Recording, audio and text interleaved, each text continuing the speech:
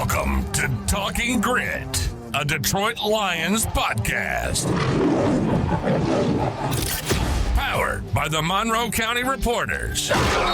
Here are your hosts, Jason Harwood and Jacob Litton. Welcome to another episode of Talking Grit, where we talk grit right now. When the Lions win that Super Bowl, we're going to talk some other stuff. I'm Jason Harwood. With me is Jacob Litton. We're going beyond the Lions today. The NFL season is about to start. We're going to do our season preview and prediction show. Just to let you know, for context, we are recording this on Wednesday, August 27th. We're going to release this on a later date. Can't do it because I'll be out of town on Labor Day weekend. So we're recording this ahead of time. So if anything happens between now and release date and we kind of blow by it, it's because we didn't anticipate that happening. So I doubt anything is going to happen to affect our records or anything like that. But if some big storyline comes up and we don't mention it, that's why. But before we move to what we are picking this year, Jacob, why don't you give us a quick recap of what we did last year on this show? Yes, I really wanted to revisit this. Last year on our NFL preview, I think this was an episode this was early on for us. Last year, obviously the first year that we did it. Just a quick recap. I picked 4 of the 8 division winners correctly. Jason picked 6 of the 8 division winners correctly. So Jason did a little bit better than me on division winners. I did, however, pick 3 teams' records exactly right. That was the Texans, the Saints, and the Giants. And Jason only picked 1 team's record exactly right, which was the Giants. So I picked a couple teams' records exactly right, but that didn't really mean anything. Jason bested me in the division winners. There were also several bad takes last year also. I don't know. Do you have bad takes that I said? Do you want to say my bad takes? I'll say yours. I don't have your bad takes. You don't have? Okay. Well, You know what? I did you a favor and I wrote down some ones that I said that were kind of freezing cold takes. But first, we're going to go with yours just because that's more fun for me. Set me up, and they're pretty bad. Yeah. Here we go. Jason last year says Miami in the Super Bowl. He picked Lions over Dolphins in the Super Bowl. That did not happen. He also had Atlanta, the Falcons. He said they were going to surprise. He was all over Kirk Cousins. Atlanta, the number 1 seed in the NFC.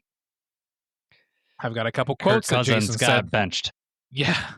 I've got a couple quotes. This is the last thing. I've got 2 quotes that Jason said.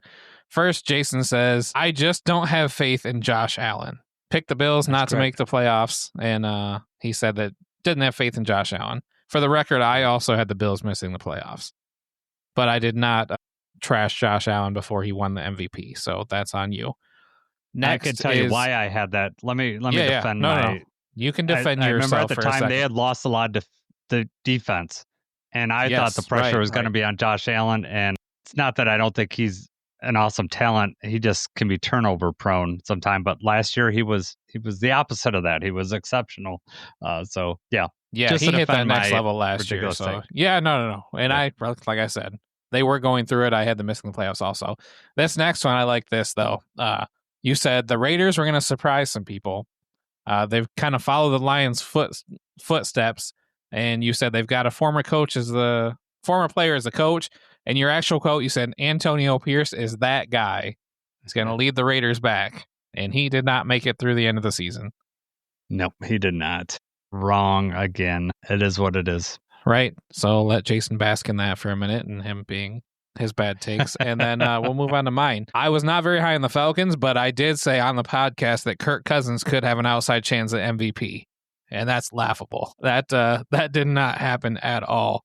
I also had the 49ers. If you saw quarterback season 2, it was his injury, right? Yes, right. Killed him.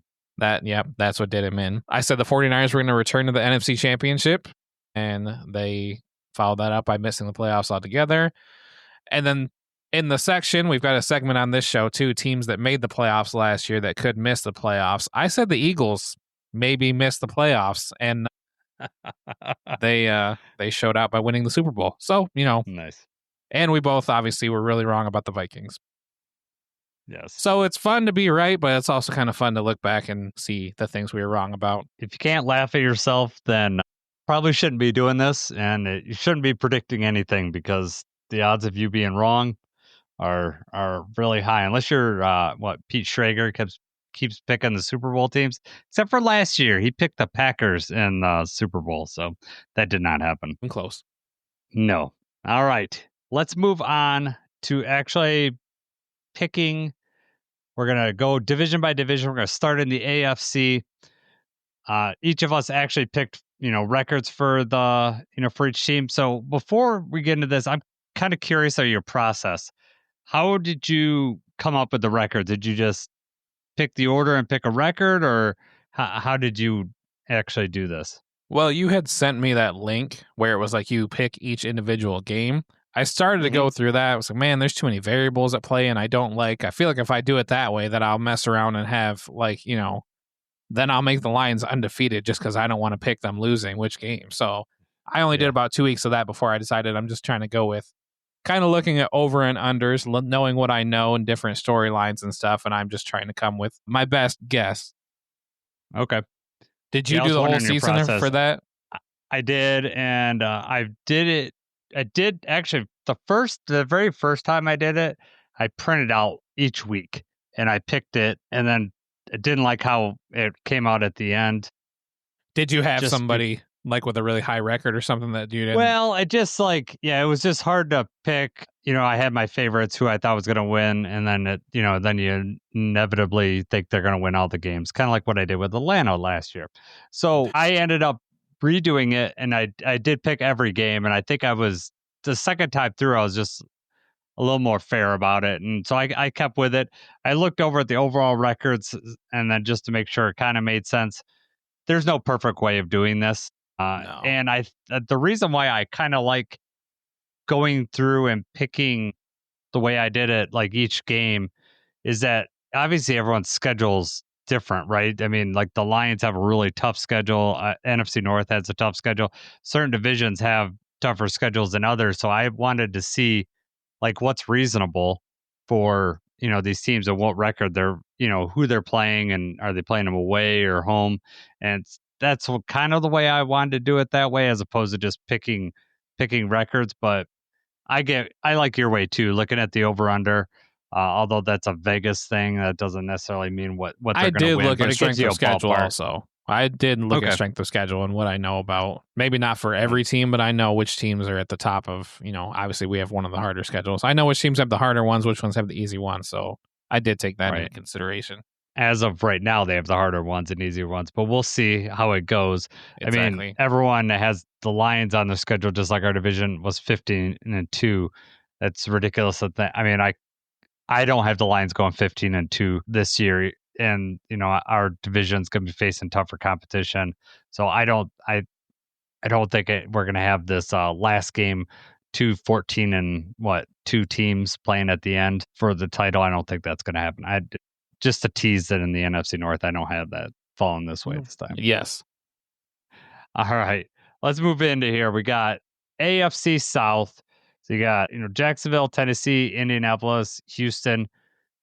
Do you want to start first, or you want me to go first? I think it'd be best if I just ran down the teams and then you give me yours, and then we'll also just take turns each time, and it's fine. Yeah, and so you'll do the AFC East. I'll do next. East. Yeah. Well, yep.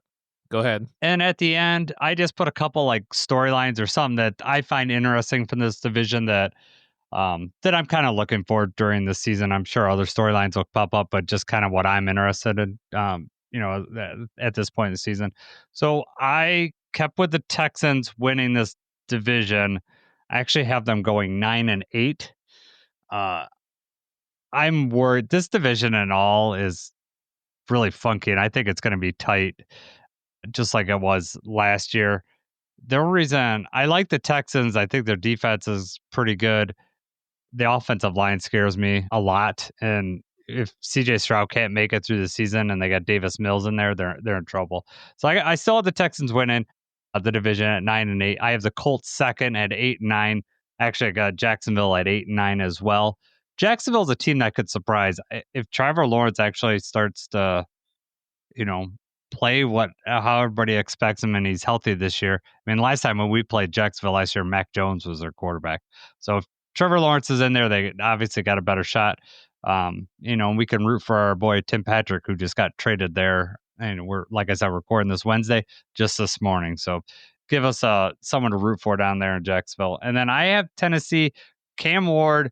I pick him to improve. I have him going 7-10, which is probably pretty high, but that's why I got him going. What do you got? Sorry, I have a similar result here. So I have Houston winning the division 10-7.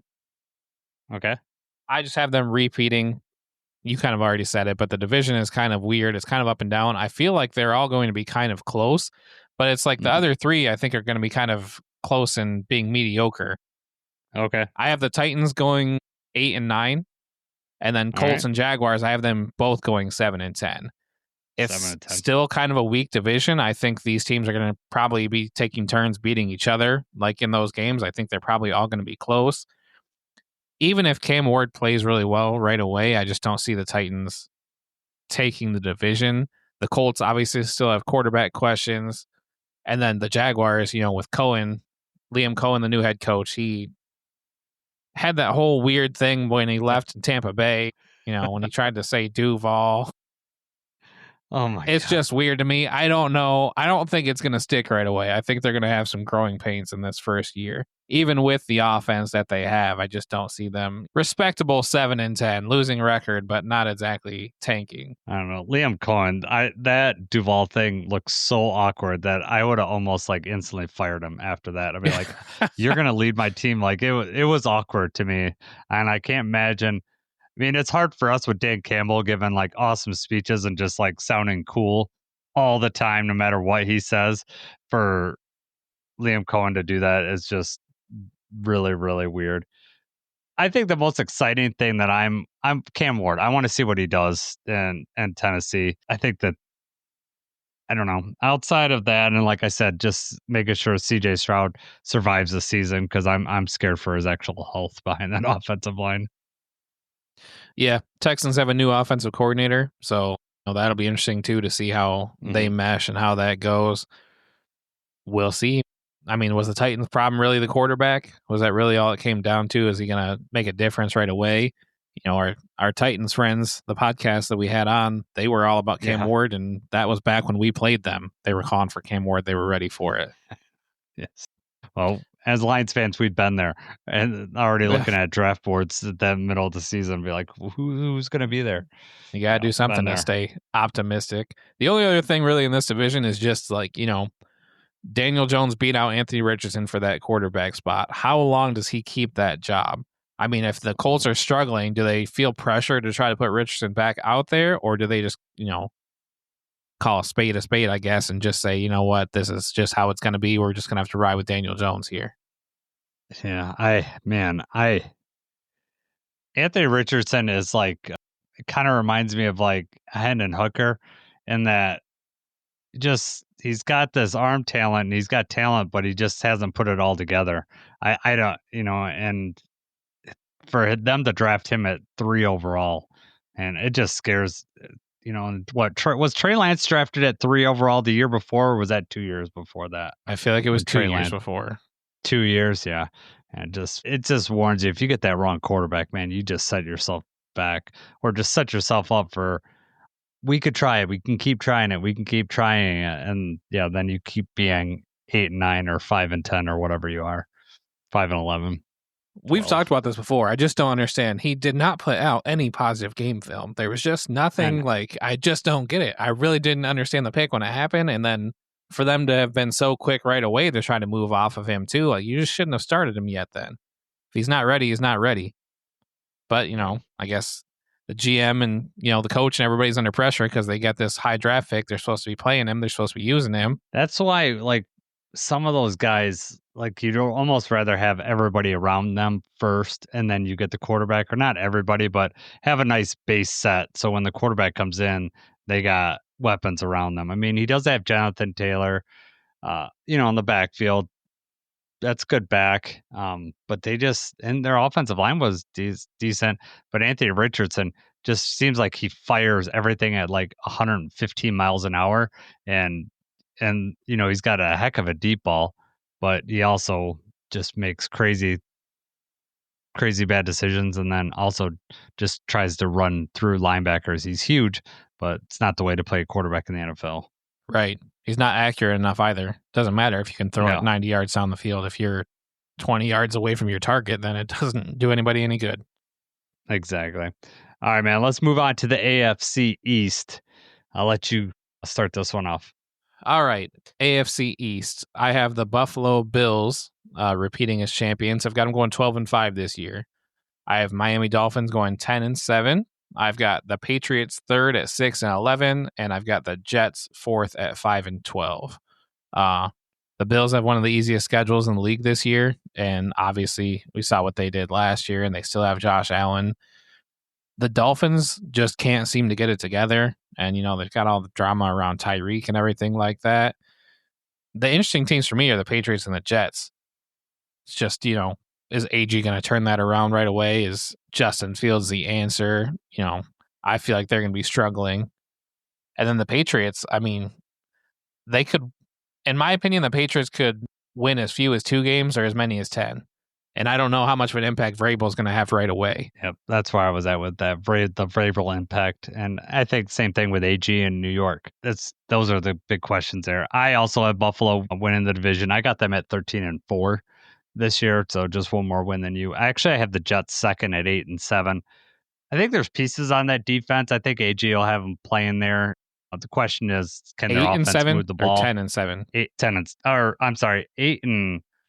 Why did I put 8-7? 8 wins and 8-9. Sorry. Okay. Yeah, that's what I meant to say. I just want to make sure if you were saying 10 wins or if it was the other way. No. Thank you for correcting me. Yeah, 8-9 on that. Justin Fields, we know what kind of quarterback he is. He's going to be able to run. I actually think they're going to use Breece Hall a lot more, and that's probably a good thing. They still have Garrett Wilson over there. They still got a true number 1 wide receiver. So I think Jets have some pieces, and if AG can get them playing fundamental football and get them on the same page, I think that they 8-9 I think is doable. Patriots, I have them at 6-11. That's the Vrabel factor. I think they'll play fundamental football, smart fundamental football, which in the NFL sometimes that can just win you games just depending on who you're playing. Just because I was so mad at the Dolphins for not getting the Super Bowl this year, I have them going 3-14 this year at the bottom. So I'm curious that the Lions just destroyed the Dolphins and that you still have them with, what did you say, 10 wins? I had 10 wins. Yeah. So having to outscore a lot of people, obviously. Yeah, they're going to have wins. to.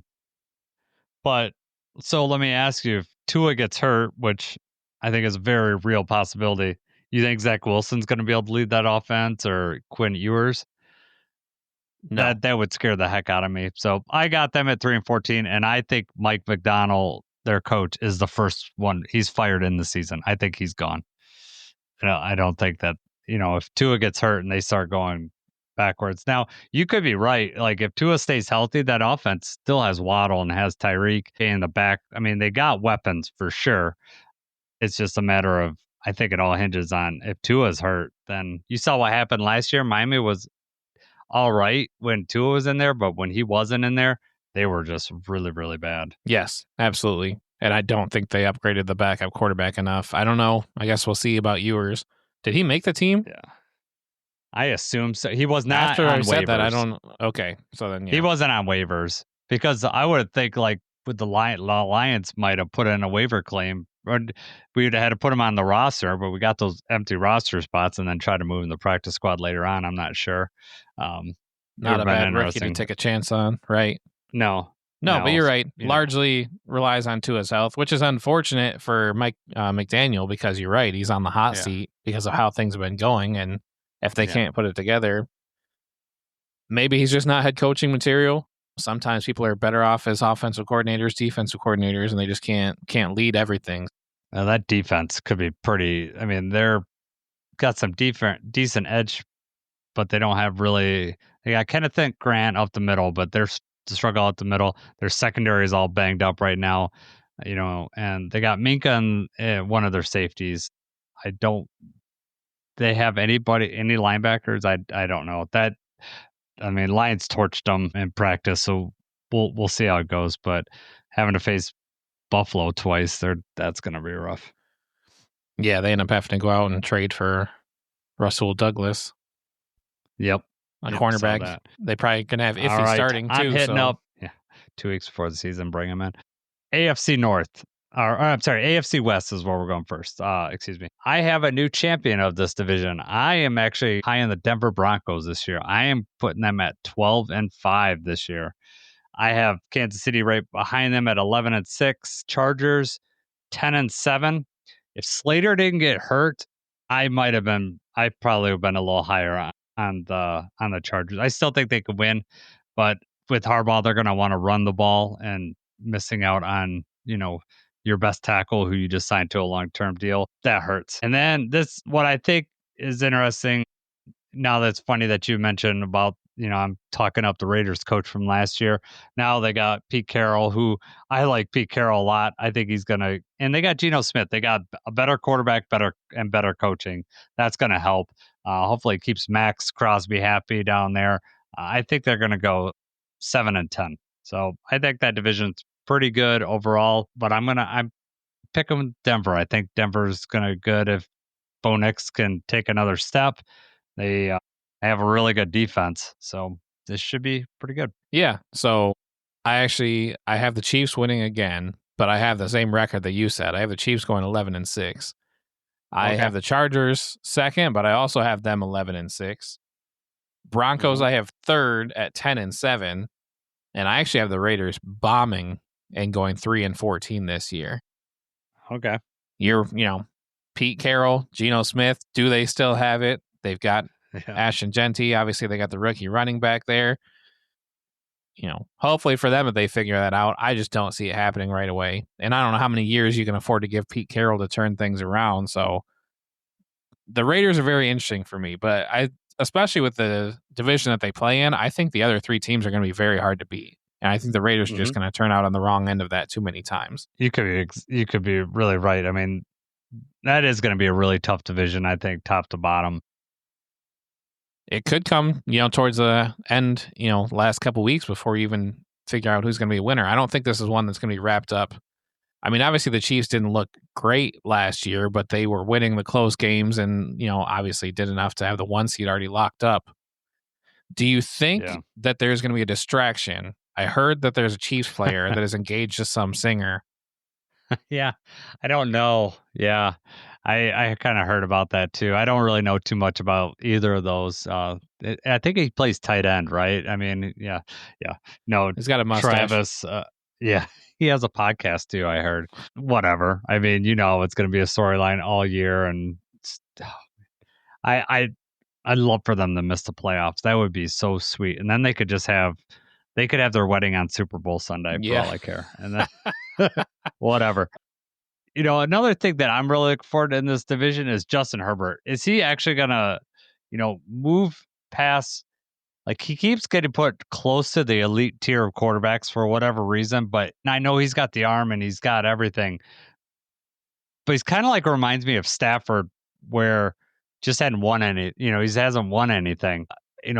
But everyone, no one gave Stafford respect, but Herbert still gets all the respect, even though he hasn't won anything. So I'm curious if he can make the next step, if Harbaugh can get this turnaround. He's got, second year MICAH, he got Keenan Allen back. So we'll see. Yeah. I mean, after he just bombed in the playoff game.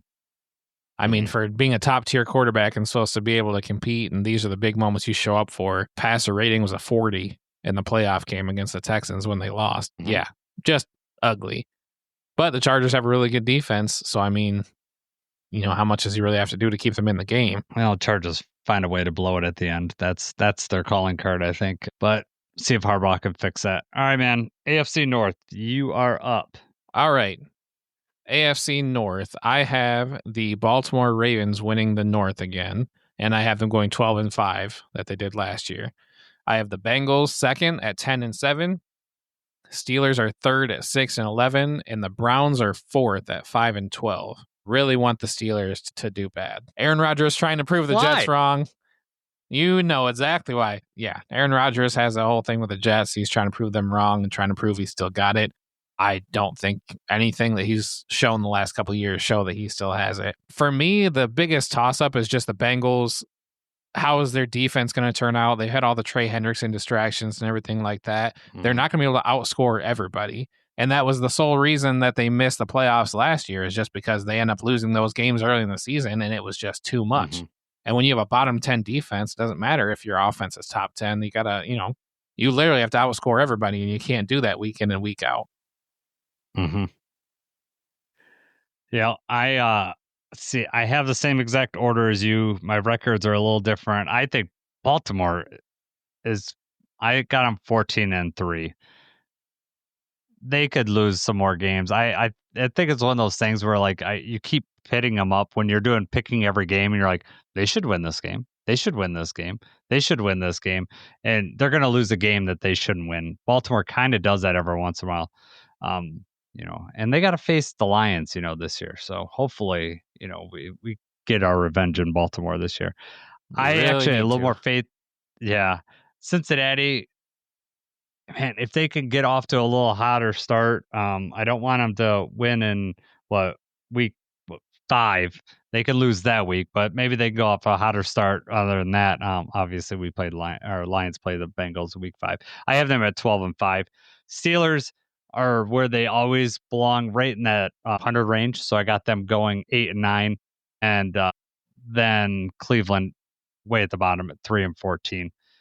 Their line is probably going to be really good. It's just they got no one else, and Joe Flacco is their starting quarterback, and then they got 2, rookies behind him, and I don't know who they're throwing to. What is Judy, their wide receiver? Is it Jared Judy still playing? Yeah, and I don't even know who their running back is now because they got rid of Chubb. So I don't know how they're going to score any points. The Browns starting running back is Jerome Ford. Okay. They drafted Quinshon Judkins, and then he had that whole domestic violence thing, and I don't know if he's on like the exempt list. I actually do not know what happened with that. He didn't practice all of training camp, and they've got distractions with these rookie quarterbacks. Traded Kenny Pickett. And they signed Isaiah Bond too, who had also was exonerated from his legal trouble. And obviously their quarterback situation with Deshaun Watson. They really don't care about the legal situations with players. Doesn't seem Justin like it. Tucker's Justin Tucker's on line 1 for your kicking job. But the main story in this division, like you just already said, is how long will Aaron Rodgers last as a quarterback of the Steelers? Will he make it the season? I don't know. I'm just waiting for that storyline to be over. I'm hoping this is his last year and he just retires. I'm okay with him looking terrible, making an ass out of himself repetitively. I don't know if you saw this. There was a highlight that someone posted in training camp, and they were like, Aaron Rodgers dropping a dime, and it was the DK Metcalf, but the pass was 5 yards out of bounds. I did see that. Yes. Like what? I think if you go on our Twitter page at Talking Grit Pod, if you look back on the timeline, I think I commented on it because it was like the most ridiculous highlight I've ever seen. Like trying to talk him up, but the ball was 5 yards out of bounds. DK caught it, but it's not even close. I thought it was a joke, but I think it was like the Steelers that had posted it. Was. Right? Right. It was Steelers it was someone pro. Like it was not the sarcastic. NFL it was Twitter a real thing. Yeah. Like the person just he caught that pass, nice catch, and didn't realize that he was just way, way out of place. So it's crazy. All right, man. Let's move to the NFC South, a division that doomed me last year. I have it tight at the top and very weak at the bottom. So I do have Tampa Bay winning this year. Again, close, 9-8. I got Atlanta going 8-9 right behind them. I could see those flip-flopping, but I don't know. I don't know about Atlanta. We'll see.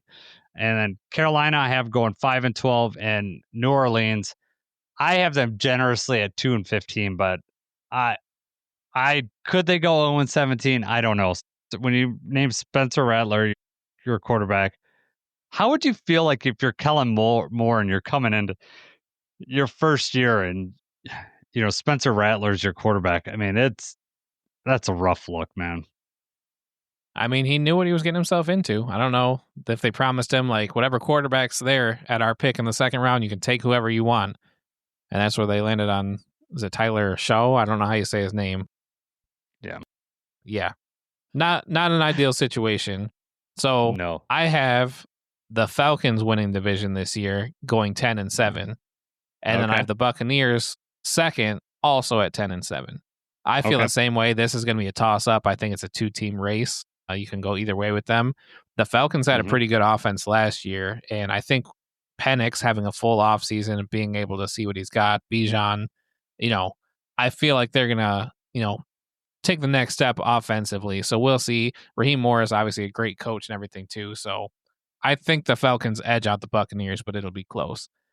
Third place, I have the Carolina Panthers at 5-12, and then fourth, I have the Saints going 3-14. So I also expect them to have a long year too. Kellen Moore is not on anybody's top list for head coaching candidates. They waited so long before they got anybody. You got to wonder, though, like, does he have a really short leash, or did they let him know, obviously it's going to take a few years. Let's see what you have. It's a terrible position for him to be in, and for his options for his starting quarterback to be who they are, just really bad. But then for the Panthers, too, like, how many games do you think Dave Canales has to win to keep his job? And then does Bryce Young, is he a bust after another bad season, or, because they're switching coordinators, they're switching coaches around on him. He's finally got some continuity here, but I just don't think the prospects of them having a winning season are very good. Yeah, they just traded Thielen away, one of their wide receivers, so that'll be kind of interesting. Bryce Young ended up having pretty decent second half of the year, so they could be a team that, surprises some teams on a certain week, but overall, I don't think they're going to win, much more than 6 or 7 games. Like I said, I have them at 5-12. Atlanta with Penix, it just blows my mind. Cousins is still the quarterback, quarterback on that team making what he's making as a backup. That's insane. And that's another thing.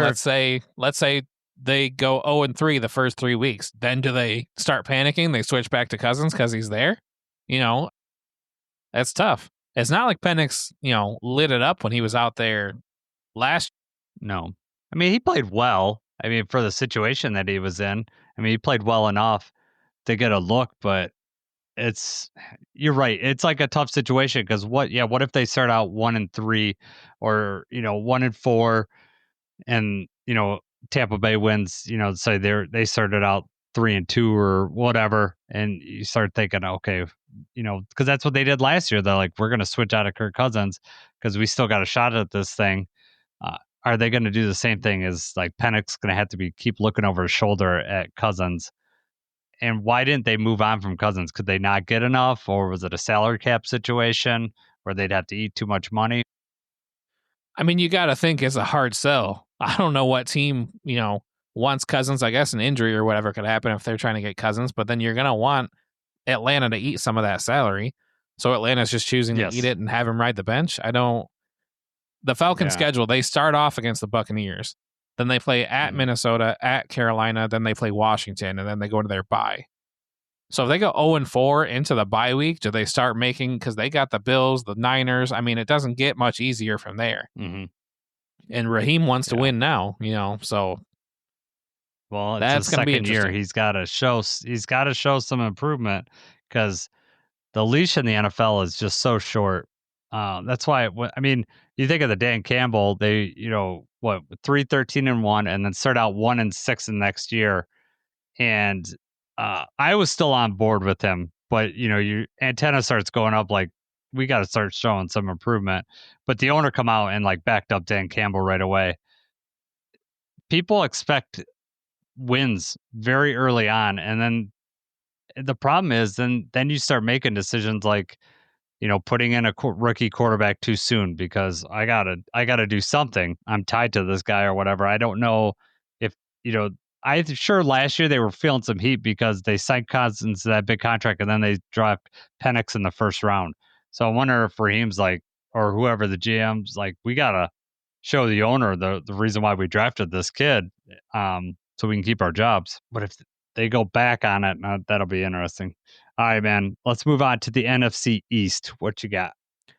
All right, NFC East. I have the Eagles winning the division again, going 12-5. I've got the Commanders second at 11-6, Cowboys third at 10-7, and then I have the Giants last place. I have the Giants going 4-13. They think they have the toughest schedule in the league this year. I don't know that they did enough to improve their team. I don't know how long they're going to stick with Russell Wilson. They've got Jackson Dart, on the bench. They also have Jameis Winston. It's just a really weird setup for the Giants, but they have a head coach and a GM that they have got to win now. It's now or never.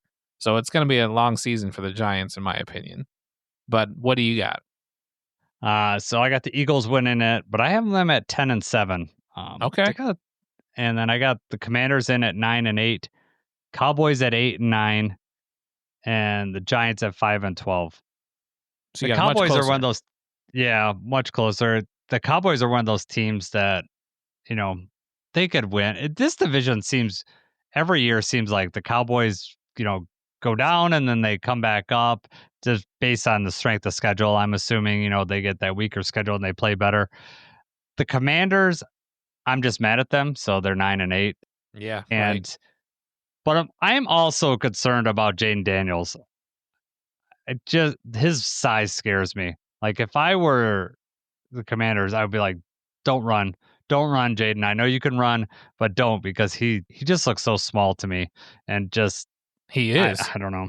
Yeah, he is brittle. I mean, he just doesn't. We said that last year, and obviously it still worked. It's fine, but you do not need any sort of catastrophic injury, because that will definitely derail the entire season.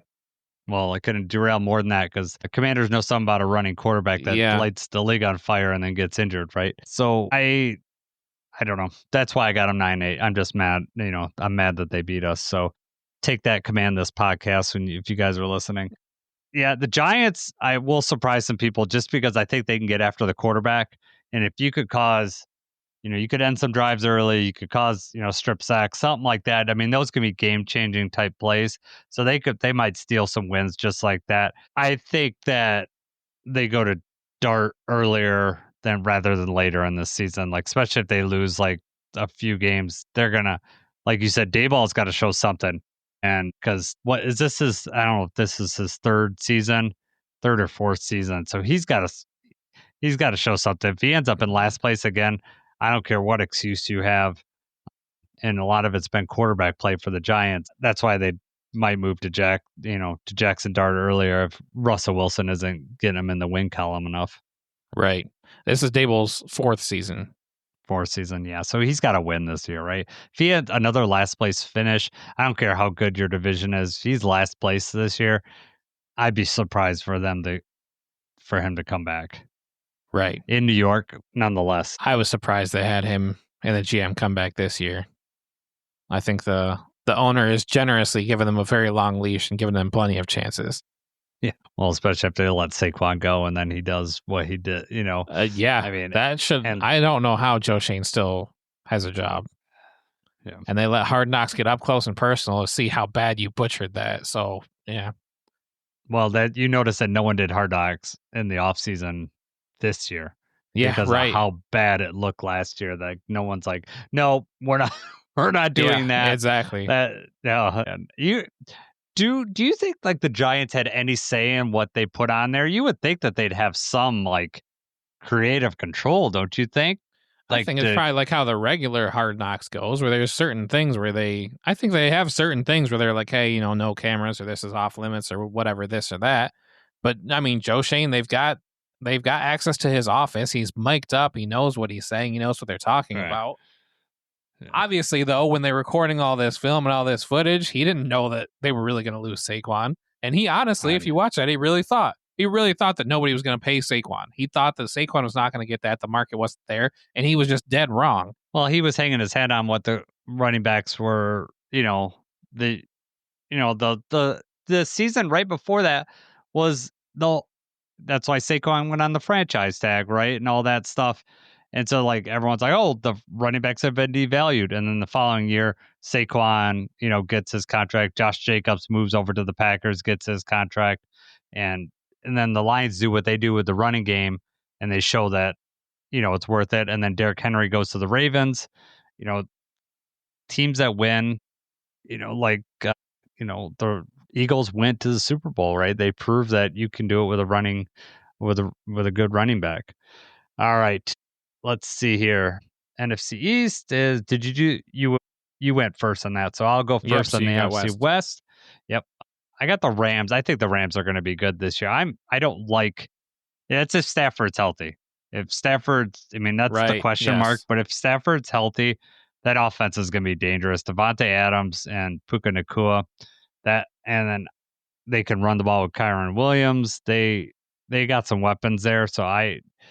And then Jared Verse had a really good year last year for them defensively. So the Rams could be very good, but it all rides on Stafford's back, if literally on his back, because his back's, is what's been locking up on him and kept him out a lot out of training camp. But I have them going 13-4. I actually, surprisingly, I have the 49ers going 12-5 this year. I know that they didn't do too hot last year. If McCaffrey's back, that opens up that offense. They still had a top offense last year without McCaffrey. Now I know they lost Debo. Ayuk's out. I expect George Kittle to be able to pick up some of that slack. Ricky Pearsall was pretty good. I know he's injured. I don't know if he's going to come back, but if he comes back, they got some wide receiver options there. But it all rides on McCaffrey. Arizona, I have them as 7-10. They're my surprise team that I think could be good. I wouldn't be surprised if they're good at all.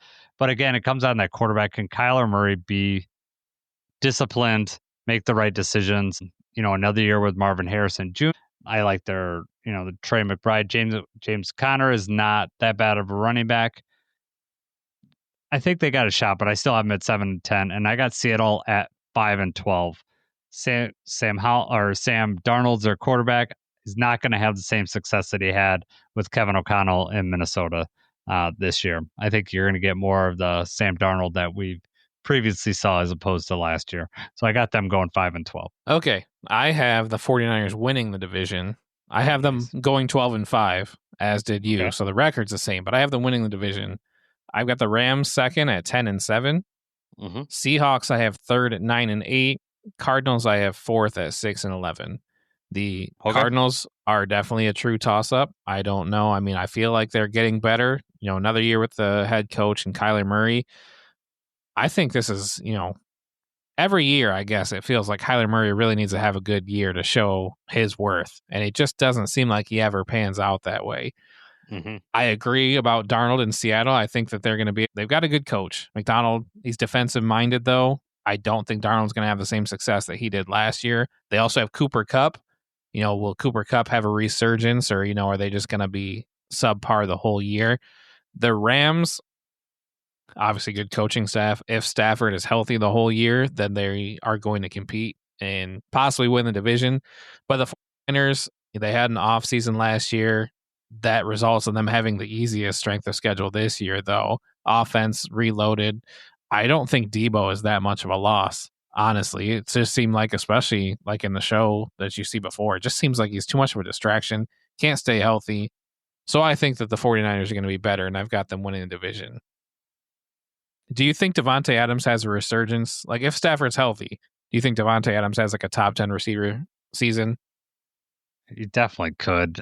He's got the right guy throwing him the football. And, right. He's finally got that can go up. Yeah.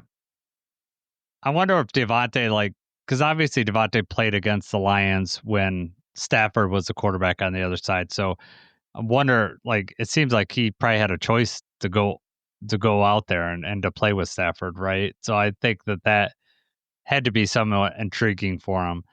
So I'm interested to see how that goes. But that's going to be tough, man. Having Puka and Devontae together, that's going to be really hard to cover in the secondary. But like I said, Stafford's been hurt. So, and do you think this is Stafford's last year? Do you think he retires after this year, or you think he gives it, or you think he's just going to keep going? I think it maybe depends on how the season ends. Mm-hmm. The type of person that Stafford is, I think Stafford goes until his body quits on him. Yeah, which is unfortunately going to be at least a year or two longer than it should be. And he's already having these injuries, these problems right now. So I know. and he That's hasn't been tough. hit or anything. Yeah, Right. 16 years, and this will be his 16th year because he was drafted in 09, I think, with the Lions. So, yeah, it'll be interesting. The interesting thing is what happens with Stafford afterwards, and he comes back to Ford Field for something, and then does he get in the pride of the Lions? I don't know. I think How he would he probably not? does. Yeah, I think he does, but ultimately he didn't win anything with us, and we got a quarterback now that's won us playoff games. So, I mean, I get it. Stafford didn't have You the look at leadership at anybody the for the top. pride of the Lions. Anybody that's in the Yeah, pride of the Lions and tell me what they won for us, though. I mean, it's more about individual contributions to the team.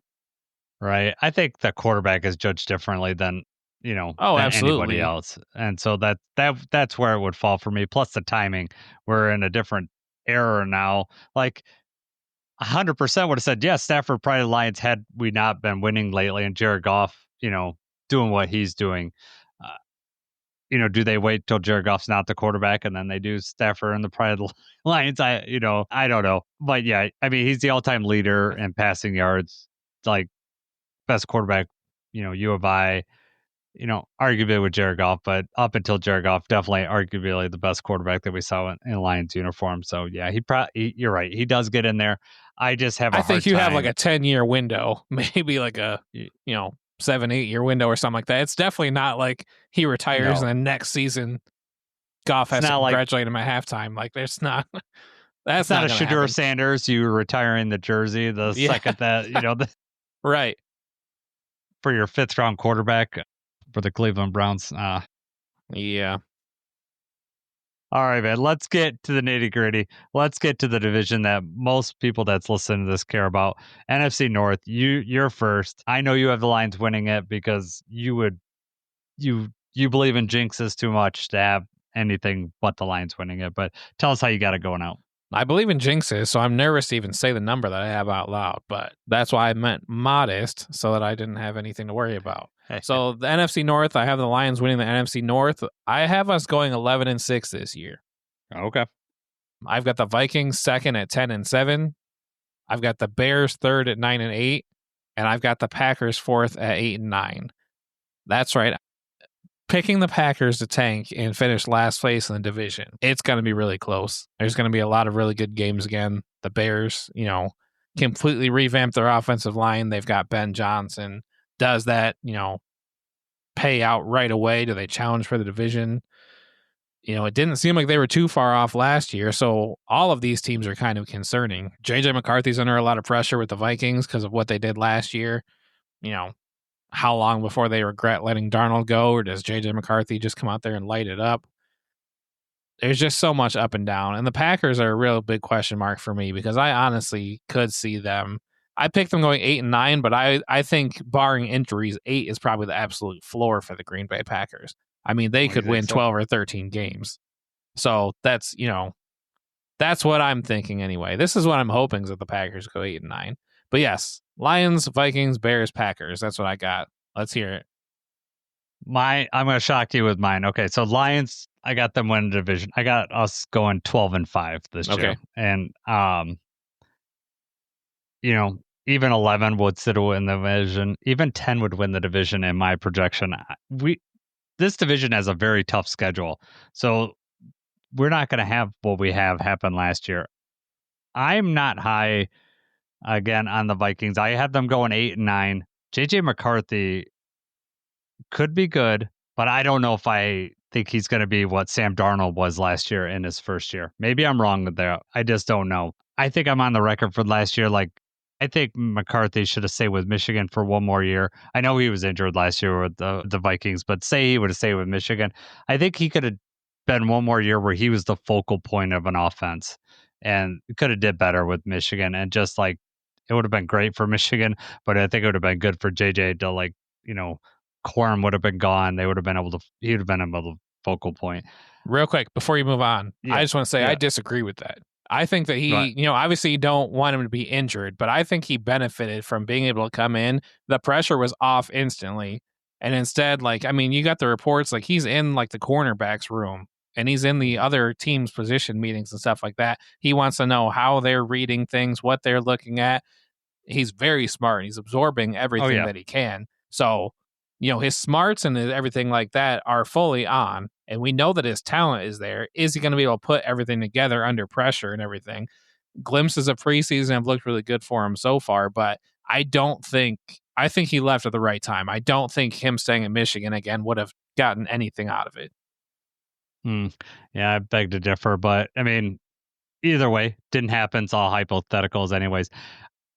I think I like Kevin O'Connell. I think he's going to put JJ in a space to win, but I also think that he's going to make some mistakes. He's going to make rookie mistakes.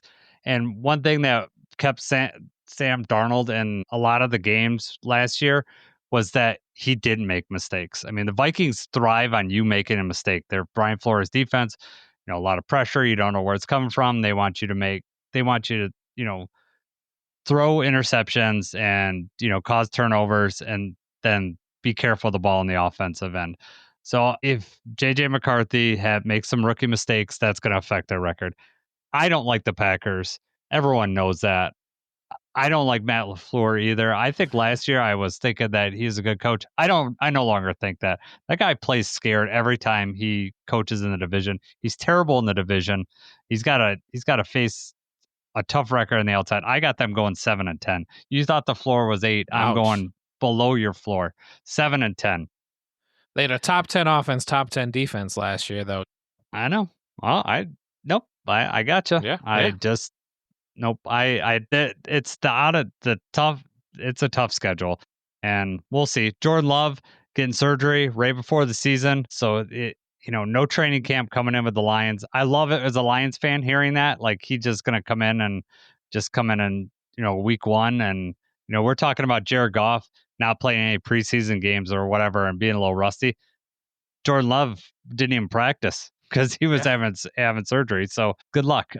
And the Bears 6-11. That it's going to take a while for that. I'm not counting out Ben Johnson, and I'm not trying to be a Ben Johnson hater. I think it's just going to take a little long time. And is it very telling that they paid Tyson Bagent that much money? Like that's one of like Ben Johnson's and the GM's first moves in the offseason was to pay their backup like whatever 10, 12 million. Like seems weird to me that they would do that. I don't know. So I thought that was really weird. If the Packers go 7-10, will Matt LaFleur get canned? Do you think that would be the last year of him, or they think they keep going? He's been terrible in our division the last couple of years. Yes, he has not been great, but I mean the Packers still, they made the playoffs last year. They lost against the Eagles. They won a playoff game the year before, even though they still didn't win the division. What is this, year 5 for him? 6? Let's see. Hang on. I'm trying to see what. That's fine. This is actually year 7 for LaFleur. 13-3, 13-3, 13-4, 8-9, 9-8, 11-6. I don't know how, if you have, only your second losing season in 7 years, that they would can you right away. But and the Packers usually take time, but with those 13-win record, what do all those have in common? You have MVP level quarterback play. Right. So, that's going to help you get some wins right there. And Aaron Rodgers and Matt LaFleur didn't really see eye to eye on the offense. If don't you give Aaron remember Rodgers props on this podcast. Yeah, what are you doing? I'm not. I'm just saying that Right. He was playing MVP level Aaron Rodgers at that time. He's way past MVP level. And he was MVP level asshole, his whole career. So I'm not trying to give him any credit, but he was a good quarterback, and that's one of the reasons why we hate him, because he would kill us. Well, that last year though, I mean, the first year LaFleur had the losing record, they went 8-9. Rodgers was there. That was when we beat them in the last game to keep them out of the playoffs. So yeah, that's right. We got the ball rolling with this downfall. Yeah, exactly. So yeah, I'm just curious. What part of it is like, if you can't win division games, you're not gonna, you're never gonna win your division. I think that's, I know that Dan Campbell says, you got to go 1-0 each week, and I get that, but he's also let it slip that division games, obviously mean more, because you win one, you put a loss on your division opponents. So it's kind of a little double speak that he says, like, you just got to win each game, but obviously these games mean a lot more if you want to win your division. So I know that I'm being a little homerish in my picks here, but this division I don't think is going to end up being, just because of the the strength of schedule is going to be tougher this year. So we'll see. Yeah, I also Anyways. don't think that, they're going to have multiple teams having, 14 wins. Right. All right. So do you mark who your playoff teams were then? Yes, I have that too. Okay. So let's quickly run through that. For me, I have the Rams, number 1 seed. Then it'd be the Lions, Eagles, Bucks, Niners, Commanders, and Cowboys. So those are my 1 through 7. And the NFC, who do you have in the NFC? I have the Eagles as the 1 seed. Then the 49ers, Lions, Falcons, Commanders, Buccaneers, Rams as my 7 seed. Okay. So I think you didn't have the Falcons, right? I did not have the Cowboys. I got the Bucks. I got the Bucks too. Oh, you got the Bucks. So I think you had the Cowboys and I had the Falcons. So we're only one team different there. Okay. All right. What do you got in the AFC? AFC, I have the Bills as the 1 seed, Ravens, Chiefs, Texans, Chargers, Broncos, Bengals. Okay. I have Ravens number 1 seed, Broncos 2, Bills 3, Texans 4, Bengals 5, Chiefs 6, Chargers 7. So we've got the same exact 7 teams, they're just in a different order. Okay. Nice. All right. And so for the top seed, I have the Rams and the Ravens, and you remind me who you have? I have the Bills and the Eagles. The Bills and the Eagles. Okay. All right. Oh, man, you went way out of there, man. Your Eagles, that team that went to the Super Bowl last year, you just think they're going to do it again, huh? They've got Is Saquon going to stay healthy 2 years in a row? And he's got the Madden curse, man. He was on the cover of Madden. He's an injury risk waiting to happen, and he was on the cover of Madden. Who was on the cover of Madden the year before that? I honestly don't know. I was just trying to think. Christian McCaffrey, wasn't it? I don't know. I think it was. I feel like he was more than 1 year ago. Maybe. Could have been. I don't know. Will Saquon do a backwards hurdle and just get pummeled? That's right. I think that's the only backwards hurdle we will see. Yeah. Gets his legs taken out from him. And he lands, I'm not wishing anybody got hurt, but what an amazing play. Yeah. Good for him. It's insane when you see that. That's just good for football. They've got shirts. There's some cool shirts that they've made of him doing that backwards hurdle. It's I would wear that shirt around, not even like the Eagles. Preston told me that, so right before we got Madden 26 and Madden 25, he did the backwards hurdle the last day of Madden that he played Madden 25. He's it's only the second time they've ever given me the backwards hurdle, and I got it. So he was all excited about that. So who do you got? I don't know how you broke down the playoffs, but I just went to the Super Bowl right after that. So did you do any further breakdowns or? I have NFC Championship, AFC Championship, Super Bowl. Okay. I didn't do those AFC and NFC. Well, actually, I did. So go ahead. I'll look mine up. I just have them on my phones. I just don't have them on there. So go ahead and tell me that. So I have the Lions over the Eagles in the NFC Championship, and I have the Bills over the Ravens in the AFC Championship. And then I have the Lions beating the Bills in the Super Bowl. I have Ravens and Broncos in the AFC Championship. I have the Ravens winning that. And then I have the Lions and the Rams in the NFC Championship. Again, what a crazy Stafford, game that would be, man. Yeah, exactly. I have the Lions winning that. Surprise, surprise. And then I have the Lions and Ravens in the Super Bowl. Obviously, I'm going to pick the Lions to win because I'm not going to not going to jinx it. But play the Ravens again, Lamar Jackson's first Super Bowl opportunity, and he's going to lose. Have you seen that thing where it's every year the Super Bowl logo, they're the colors always show what teams are going to be in it? Yes. Did you see what team colors are in it this year? Well, is it I'm colorblind, so you're going to have to help me with that. I'm almost positive. I'm almost positive that this year they said it's the Ravens and the Lions colors in the Super Bowl logo. Yeah. So maybe you got the script. I did. I talked to Tom Grassi, our buddy Tom, and said, tell me what the script says this year, and he hooked us up. I think you and I were talking about this. Tom gets to live stream a game next week. Is it the opening game that he gets to stream? Is that what it is? I did not see for sure. Or is it I think it's actually the next game. I think it's the Chiefs Chargers. So I think it's that Friday, the Friday after the first game. So, he always talks about during the game, but now he's actually get to, show the game as he's talking about it. Yeah, that's awesome for him. And I I never understood why the NFL didn't capitalize on that. If you've got somebody that gets, hundreds, thousands of viewers or whatever followers, and he, every primetime game he's on there talking about the game, discussing his thoughts, and he's basically doing the same thing he's going to be doing for this one. You just can't see the game with him as he's seeing it. He's got to describe what's happening. JJ watches that, and JJ sometimes he'll watch the game on the TV, but he'll have Tom Grossi on his phone, listen to what Tom's saying. Okay. But there's been a few times where he's watching, if the Lions are on, I'm watching the game, he'll be watching Tom Grossi, and he'll know from what Tom said, he'll know what happened before I see it on my stream. Oh, really? So then I'll be watching the game, and all of a sudden JJ comes out. I'm like, oh my God, what's about to happen? Is it good? Is it bad? Goff throws an interception. I'm like, go back to your room. Shut up. I don't want to hear nothing. Yeah, that even happens in my own household. I think that I probably talked about it on the podcast last year that, Sarah and I will be watching the Lions game upstairs.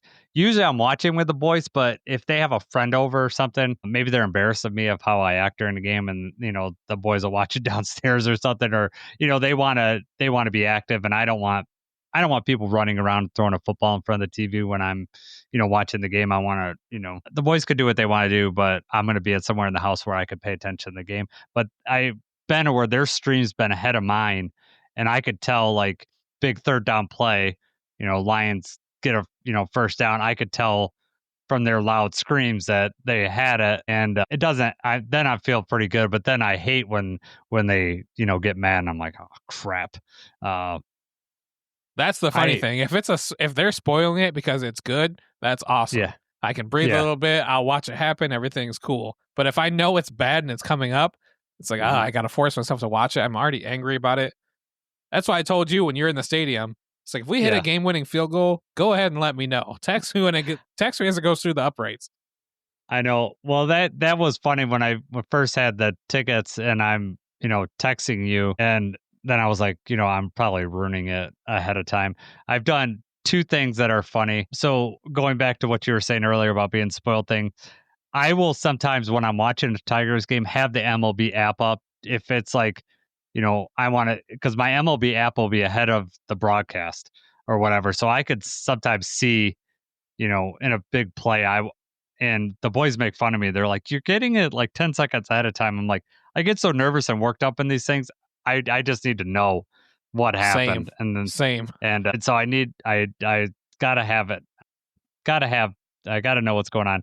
But I could tell you a trick that I played on the boys a couple times. I did this at the Tiger game the other day, was that they're so used to me looking ahead at home to see what they did. I tried it in the ballpark, and I was like, oh, he just struck out. And they'll be like, and they'll pause for a second, and they'll be like, we're at the game, Dad. You can't get any more live than where we're at. That's the best live. It's just not like that anymore, though. That's why I have to refresh or have to be looking at my phone, is because I need to know. I know this has happened in the universe, so I need to know what's happening before. Even the radio. I don't know if you've listened to the game on the radio very frequently, but the radio is delayed. That used to be the most current, as it's happening, the most positive thing you can get. And I'll be driving home listening to it, and then I'll get a text or a notification on my phone. It's like Torkelson hits a home run. I'm like, Torkelson's not even up to bat yet. And then sure enough, here he comes, and it's a torque bomb. So it's just weird that everything's so delayed now. And I don't know if that's just, obviously the radio wouldn't be because of streaming, but. Yeah, I mean, sometimes they'll delay things just for language. I mean, it's not like Dan Miller's. I mean, I can't imagine they're doing that too much for that. Sometimes on field noise, you'll get that. But yeah, it's really weird because when we were, at least, when you were a kid watching the games, and for me, early adulthood, we were all watching just based on either the cable or antenna, and they were all happening at the same exact time. And we didn't have there wasn't social media. And so if you were delayed, as you far didn't as even know you were delayed. Right. That's what I was just going to say, is you have no idea. You could be 10 minutes behind. You wouldn't know. No. But then you would get, I don't know if you ever had this situation, when DVRs were first, you forgot you were paused and behind.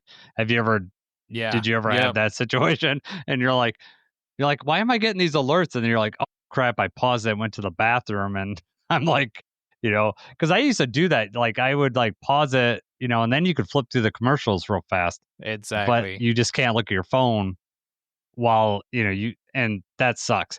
Another thing is you realize how far Red Zone is behind. If you ever watch Red Zone and like a game I that's always have on, Red Zone up, and then I'll have the Lions on a different TV. yeah. And that's the way we'll do that sometimes when, obviously when we're not going to a game, we'll have, 2 TVs in our basement, and the boys and I will pick a game on the other TV. It's, we don't have the Sunday ticket, so it's whatever's on the broadcast, but then we'll put the Red Zone on the other TV, and the boys, get their fantasy lineups out. They're ready to go, and we're keeping track of both things. It's I a love good Red deal. Zone. Yes. Yeah, I hope ESPN doesn't ruin it. I- I really hope they don't, NFL still owns it apparently, so hopefully they don't change it, but Still supposed money to be starts Scott getting Hansen, involved. but they'll put different. Well, towards the end of last year, because there are however many hours of commercial-free football, and then all of a sudden, well, we're gonna sneak a couple commercials in here now, guys. The NFL is not making enough money, so we need to throw some commercials in here. Yeah, exactly. They'll put like commercials on half the screen. It's kind of like what they do in baseball now, like mid-inning. I'm okay with that. The fire. Yeah, I don't care either. You can ignore it. Yeah, exactly. Yeah, easily to ignore. One thing the only thing I don't like on Red Zone when they like do like the 4 or 8 box, I don't like that. Like I can't see The anything, man. Octobox. It's all too smart. I'm like, just show me 2 games at once. That I don't like when they have like I can't pay attention to 8 games at once. My only thing is that there's usually I don't mind. They usually only do the 8 box just at like the beginning, but then they will do like the 4 sometimes if there's some interesting thing happens. But I'm always usually like tuned in on one of those games, and it's hardly ever the game that they're playing the audio for. Yeah. So then it's like, okay, I don't care that it was an incomplete pass. Let me see what's going on, or let me hear what's going on. Yeah, all I need to do is if there's a field goal on one, I don't need commentary for that. I can look and see if someone made that. And yeah, I don't know. DirecTV used to have. I mean, they used to have their own Red Zone. Yeah, and then you could pick what audio I think that you got. I think that there was an option for that, if I remember right. But not this. You're just kind of at the mercy. But yeah, Red Zone is an awesome invention. I think I've, probably told you before. I was watching it with the boys early on, but then I changed my tune because I didn't want them to learn football, because you don't learn anything like about the strategy of the game while watching Red Zone. All you do is see the cool plays over and over. But now that they understand the game, I feel more comfortable, watching just Red Zone. Just let them see the highlights, right? Yeah, exactly. But it's pretty good. We got off deal, topic. So. We got one more thing to go to. Yes, go ahead. So we have who made the playoffs last year that won't this year. Okay. So who's most likely? Do you have any teams that are likely to miss the playoffs that made it last year? Yeah, so based on my projections, the Vikings, Green Bay, and the Steelers were the 3 teams that made the playoffs last year that weren't in my projection to make it this year. Yeah. So I have the same. Steelers kind of snuck in last season anyway, but I know. Hoping that they bomb. I think it's going to be difficult for the Packers and Vikings. The other team that I have on here, which is going to be funny because you are so high on them, is the Broncos. And I have them making the playoffs, but I just thought it was worth mentioning that, Bo Nix, it'd be very easy to have a sophomore slump for him. Oh, yeah. And the defense was really good last year. If there's a couple hiccups here or there, they're in kind of a tough division as well, So I don't think it would be all that surprising if they missed the playoffs. Yeah, you're right. Having a sophomore quarterback, Sean Payton's a good coach. He's a good quarterback coach too. So I have faith that they're going to grow, which is funny because I think both of you and I made fun of the Broncos for Bo Nix last year.